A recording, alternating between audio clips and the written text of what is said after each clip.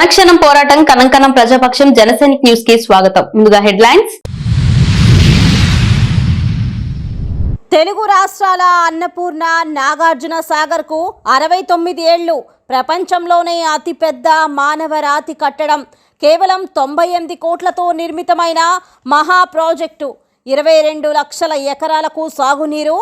ఆధునిక దేవాలయంగా అభివర్ణించిన పండిట్ జవహర్లాల్ నెహ్రూ.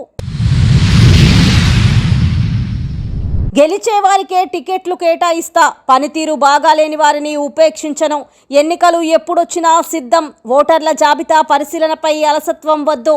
ప్రకాశం జిల్లాలో టీడీపీ నేతలతో చంద్రబాబు నాయుడు. యశోద ఆసుపత్రికి వెళ్లి కేసీఆర్ను పరామర్శించిన ముఖ్యమంత్రి రేవంత్ రెడ్డి. త్వరగా కోలుకోవాలని ఆకాంక్ష, పూర్తిగా సహకరించాలని సీఎస్కు ఆదేశం. కార్డన్ సెర్చ్తో జల్లెడ పడుతున్న డివిజనల్ పోలీస్. నేర నియంత్రణకు అణువణువున గాలింపు. సైబర్ క్రైమ్ పట్ల ఉదాసీనత తగదని హితవు. మత్తు విక్రయాలపై కఠిన చర్యలు తప్పవని హెచ్చరిక. చట్ట వ్యతిరేక కార్యకలాపాలకు జిల్లా బహిష్కరణ. రికార్డులు లేని వాహనాలు కొనొద్దని సూచన. డీఎస్పీ కేశప్ప ఆధ్వర్యంలో పోలీస్ పవర్. ఇక డీటెయిల్స్ చూస్తే తెలంగాణ మాజీ ముఖ్యమంత్రి కేసీఆర్ ని సీఎం రేవంత్ రెడ్డి పరామర్శించారు. ఆరోగ్యం ఎలా ఉందో అడిగి తెలుసుకున్నారు. మొన్ననే సోమాజిగూడలోని యశోద ఆసుపత్రిలో హిప్ రీప్లేస్మెంట్ సర్జరీ చేయించుకుని రెస్ట్ తీసుకుంటున్న కేసీఆర్ ని క్రమంగా కోలుకుంటున్నారు. ఈ క్రమంలో ఆయన్ని సీఎం రేవంత్ రెడ్డి స్వయంగా వెళ్లి బాగోగులు తెలుసుకున్నారు. ఆ తర్వాత కేటీఆర్ ను పలకరించి కేసీఆర్ ఆరోగ్య విషయాలు తెలుసుకున్నారు. సీఎం రేవంత్ రెడ్డి వెంట కాంగ్రెస్ నేతలు సీతక్క, షబ్బీర్ అలీ, వేం నరేంద్ర రెడ్డి కూడా ఉన్నారు. కేసీఆర్కి పూర్తి సహాయ సహకారాలు అందించాలని, అన్ని రకాల చర్యలు తీసుకోవాలని సీఎస్ని ఆదేశించానన్న సీఎం రేవంత్ రెడ్డి. కేసీఆర్ త్వరగా కోలుకోవాలని కోరినట్లు తెలిపారు.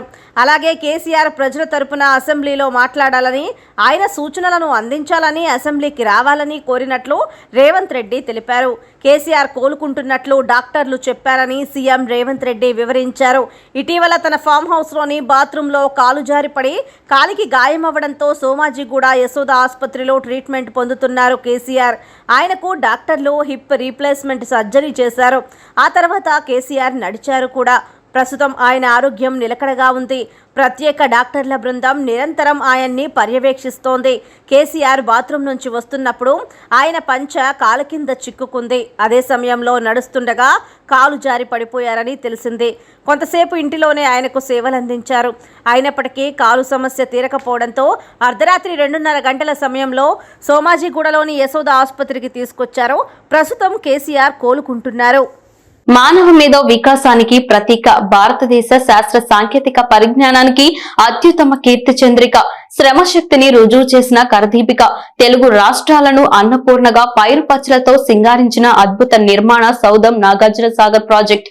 అసమానమైన రాతి కట్టడంగా రూపుదాల్చిన శ్రమ సౌధం, లక్షల మంది శ్రేయాన్ని అక్షయనం చేసిన శిలారాక్షమైన ఈ నవ దేవాలయానికి డిసెంబర్ 10వ తేదీ నాటితో 68 ఏళ్ల నుండి 69వ వడిలోకి అడుగుపెట్టనుంది. తెలుగు రాష్ట్రాలను అన్నపూర్ణగా తీర్చిదిద్దిన ఈ మహా కట్టడం మహోన్నతమైన మానవ ప్రయత్నానికి మరపురాని నివాళిగా నిలుస్తోంది. కరువు కాటకాలతో అల్లాడుతున్న రాష్ట్రానికి సాగునీటి ప్రాజెక్టు అవసరమని భావించి నల్గొండ జిల్లా నందికొండ వద్ద కృష్ణానదిపై ప్రాజెక్టు నిర్మాణానికి అప్పటి పాలకులు నడుం బిగించారు. ఇంతటి అపురూపమైన ఈ ప్రాజెక్టుకు సరిగ్గా 69 ఏళ్ల క్రితం అప్పటి ప్రధాని పండిట్ జవహర్లాల్ నెహ్రూ 1955 డిసెంబర్ 10వ తేదీన నాగార్జున సాగర్ వద్ద శంకుస్థాపన చేశారు. ఆకలి, చావులు, కరువు పరిస్థితులను ఎదుర్కొనేందుకు ఆహారోత్పత్తిలో స్వయం సమృద్ధి సాధించాలని నవభారత నిర్మాత, తొలి భారత ప్రధాని పండిట్ జవహర్లాల్ నెహ్రూ నిర్ణయించారు. ఇందుకోసం తొలి పంచవర్ష ప్రణాళిక నుంచే సాగునీటి పథకాలు, వ్యవసాయ రంగాలకు అధిక ప్రాధాన్యత ఇచ్చారు. అందులో భాగంగానే దక్షిణాదిన నాగార్జున సాగర్కు శ్రీకారం చుట్టారు. ప్రపంచంలోనే అతిపెద్ద మానవ నిర్మిత రాతి కట్టడంగా నిర్మితమైన నాగార్జున సాగర్ 1955 డిసెంబర్ 10వ తేదీ నుంచి రోజుకు 45,000 మంది 12 ఏళ్ల పాటు శ్రమించారు. మొత్తం 19,71,00,000 మంది ఈ మహాయజ్ఞంలో పాలుపంచుకొని ప్రపంచంలోనే అతిపెద్ద మానవ నిర్మితమైన కట్టడాన్ని ఆవిష్కరించారు. దీన్ని 1964లో అప్పటి ప్రధాని ఇందిరాగాంధీ కాలువలకు నీటిని విడుదల చేసి జాతికి అంకితం చేశారు. ఈ ప్రాజెక్టు నిర్మాణానికి మొత్తం 98 కోట్ల రూపాయలు మాత్రమే ఖర్చయింది. ఇప్పుడైతే వేల కోట్ల రూపాయలు వెచ్చించినా సాధ్యం కాని పని అని చెప్పాల్సిన అవసరం లేదు. ప్రపంచంలోనే అత్యధిక డిశ్చార్జ్ సామర్థ్యం కలిగిన కాలువగా కుడి కెనాల్కు పేరుంది. పూర్తి స్వదేశీ పరిజ్ఞానంతో కట్టిన ఈ ప్రాజెక్టు దేశంలోని ప్రాజెక్టులకు తల్లి లాంటిది. తెలుగు రాష్ట్రాల్లోని 5 జిల్లాల్లో కుడి ఎడమ కాలువల ద్వారా 22 లక్షల ఎకరాలకు సాగునీరు అందిస్తోంది. తెలుగు రాష్ట్రాలకు వరప్రదాయినిగా కాకుండా విద్యుత్ వెలుగులను కూడా అందిస్తోంది. బుద్ధ భగవానుడి సందేశం, ఆచార్య నాగార్జునుడి బోధనలతో ఈ ప్రాంతం చారిత్రకంగా ప్రాధాన్యత ఏర్పడింది. జలాశయ నిర్మాణం తర్వాత అన్ని రంగాలలోనూ 2 తెలుగు రాష్ట్రాల అభివృద్ధికి, ప్రజల జీవన నాగరికత, సుఖ సంతోషాలకు నాగార్జున సాగర్ ప్రాజెక్టు దోహదపడింది. ఇది ఒక ప్రపంచ పర్యాటక కేంద్రం. ప్రాజెక్టును చూడటానికి ప్రపంచంలోని పర్యాటకులు వస్తుంటారు. వానాకాలంలో కృష్ణమ్మ సోయగాలను తిలకించేందుకు పర్యాటకులు పెద్ద సంఖ్యలో వస్తుంటారు.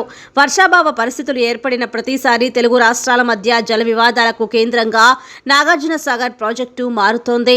భారత తొలి ప్రధాని పండిట్ జవహర్లాల్ నెహ్రూ శంకుస్థాపన చేసిన సందర్భంలో నాగార్జున సాగర్ను ఆధునిక దేవాలయంగా అభివర్ణించారు. మదనపల్లి సబ్ డివిజన్ పరిధిలో విస్తృతంగా గార్డెన్ సెర్చ్ నిర్వహించినట్లు Madanapalle sub divisional police officer Keshappa వెల్లడించారు. ఆదివారం ఉదయం తెల్లవారుజామున మదనపల్లి సబ్ డివిజన్ పరిధిలోని మదనపల్లి పట్టణం, నక్కలదిన్నె తాండా, మదనపల్లి తాలూకా పరిధిలోని నారమాకుల తాండా, ముదివేడు పోలీస్ స్టేషన్ పరిధిలోని ఎర్రమ్మరెడ్డివారిపల్లె కాలనీ, మొలకల చెరువు సర్కిల్ పరిధిలోని పెద్దమండెం మండలం బండకిందపల్లి గ్రామ పరిసర ప్రాంతాలలో తమ అధికారులు గార్డెన్ సెర్చ్ నిర్వహించి సుమారు 66 లీటర్ల నాటు సారా, 15 బస్తాల సారా తయారీకి ఉపయోగించే చెక్క, రికార్డులు సక్రమంగా లేని 13 ద్విచక్ర వాహనాలను స్వాధీనం చేసుకుని సుమారు 1300 లీటర్ల నాటుసారా ఊటలను ధ్వంసం చేసినట్లు Madanapalle sub divisional police officer Keshappa తెలియజేశారు. ఇప్పటికే తమ సబ్ డివిజన్ పరిధిలోని పలు ప్రాంతాలలో పలుసార్లు అక్రమ నాటుసారా స్థావరాలపై దాడులు చేసి కొంతమందిని అరెస్ట్ చేసి రిమాండ్కి కూడా పంపామన్నారు.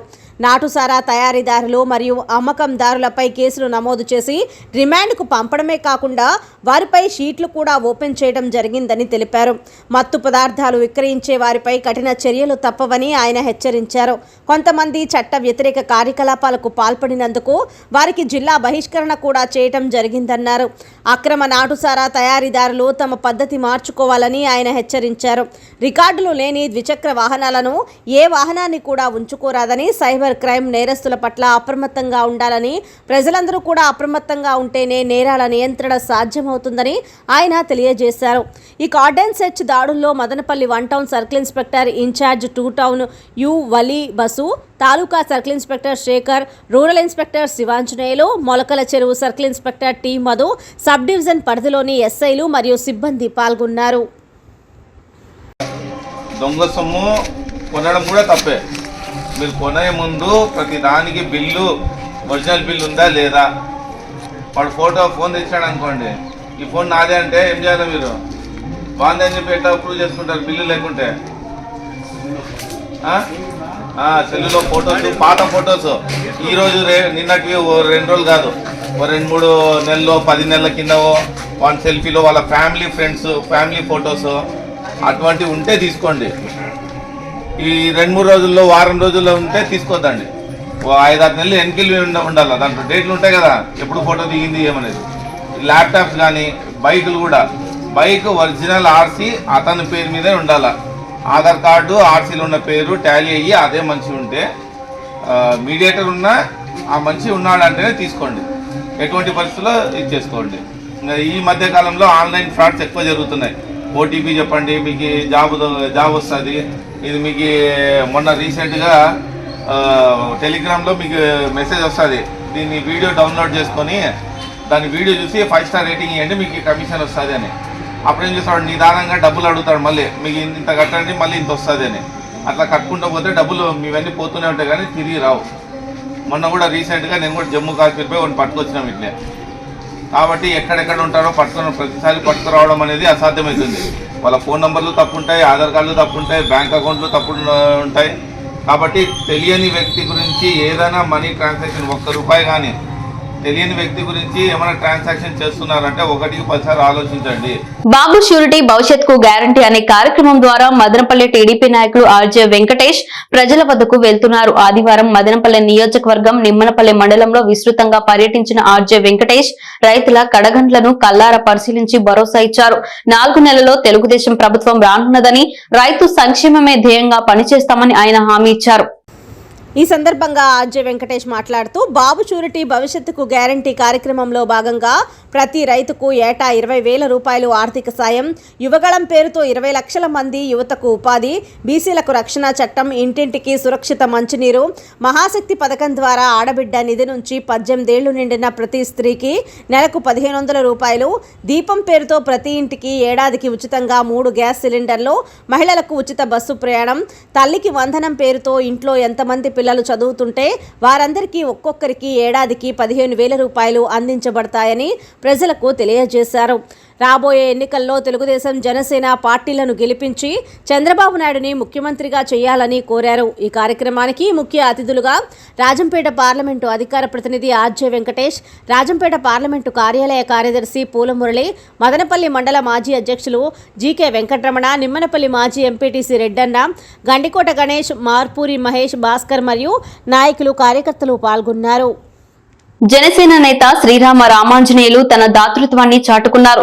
గత కొంతకాలంగా నియోజకవర్గంలోని గ్రామీణ ప్రాంతాలతో పాటు పట్టణంలోని మున్సిపల్ వార్డుల్లోనూ విస్తృత ప్రచారం నిర్వహిస్తున్న రామాంజనేయులు తన దృష్టికి వస్తున్న పలు సమస్యలను తక్షణం పరిష్కరించడానికి కృషి చేస్తూ ఉండడం పలు ప్రశంసలు అందుకుంటుంది. పేదలకు, గుడులకు ఆర్థిక సహాయం అందించి తన పెద్ద మనసును చాటుకుంటున్నారు.